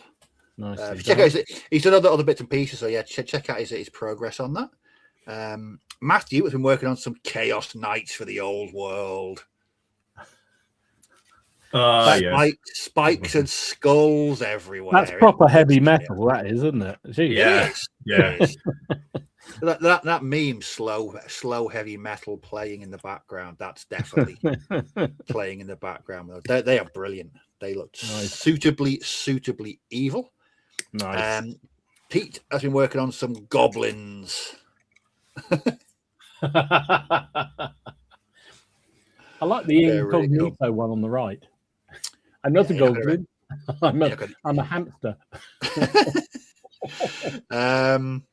Tony, again, check out. He posted lots of photographs of this, but Tony's been working on some late war Germans. Nice. I think the majority of them, I think they're the Victrix plastics that I've painted one of. Oh, are those the ones that you won at CrackCon? Yes. Nice. He's made short work of them. Yeah, definitely has. Cool. He's painted a lot more than me. But they again, check out the full posters. There's close. I wanted to show the whole thing, but they are superbly painted and they look absolutely spot on. Nice. And they're going to end with the Italian Wars. If Yorkshire Ken is in the chat, because I know you appreciate a bit of Italian Wars. This is from William, and this is Massimiliano Sforza. Oh, there we go. Oh, yeah. Yes. He's gone to the Martin's school of cramming as many figures on a command base as you can possibly do, and bloody hell, are they good? That's got Italian Wars written all over it. The colours all. I mean that is amazing. What I love about that as well, there's more models than that one base than it's most games that Steve plays. I was just going to say. There's too many figures there for space weirdos. But I just love it. It's just such a detailed scene, so much character. And again, check out the full post. There's more angles of it, but it's a fantastic command base. And there we go. So a bit of it. End it on the Italian Wars. Like I said, Yorkshire Ken would be proud. So there we go. We are at the end of the podcast. Massive thank you to everyone that joined us tonight for this hobby chat for New Year plans, which it'll be interesting to see how many we don't stick to or we do stick to this year. I meant to say one last thing. Steve, did you see that War Machine stuff that I posted up? No, when you sent me it, I think I accidentally swiped the link away on my phone. Well, we should have a check. So I want to see what you think. I may have made a mistake, but we'll talk about that. Oh, right. No, I'll check out. Not next stream, not on Dom's stream, maybe on my one. Money may get hurt. So, yeah. But remember to comment on the stream below to be in with a chance to win the lovely Hey Ho Mass Battle box set. Lots of 10mm Samurai. If you're wondering what you're going to do this year, then you might as well comment. And you might, there you go. That may be your project for 2026. 1,000 samurai. What could possibly go wrong there? That's brilliant. So don't forget, next week we are on Dom's channel. We're going to convince each other why we should take up a certain game or period of conflict. I'm looking forward to it. This comes with pictures, right? You want pictures. Oh yeah, pictures. President, right? Yeah. The last time period dress, yeah. The last time we did something like this, I ended up with 4 boxes of Perry's miniatures that arrive in a week. I know. That's what I'm hoping for. It was dangerous. Evil Jim wasn't complaining. It was him that bought them. Again, big thank you to everyone that's watching on the catch up. We do appreciate your views. Don't forget, like, share, subscribe, comment, share, hype, shill, all that. Love it. All that good stuff. And we shall see you all next week. Take care. Have a great week of hobby. Have a great week. We'll see you Happy next New Year, everyone. See everybody. Bye-bye. Bye-bye. Happy New Year. He's missed. Why did not let me play the artist? Why is it? Oh my god! Professionalism. It was all.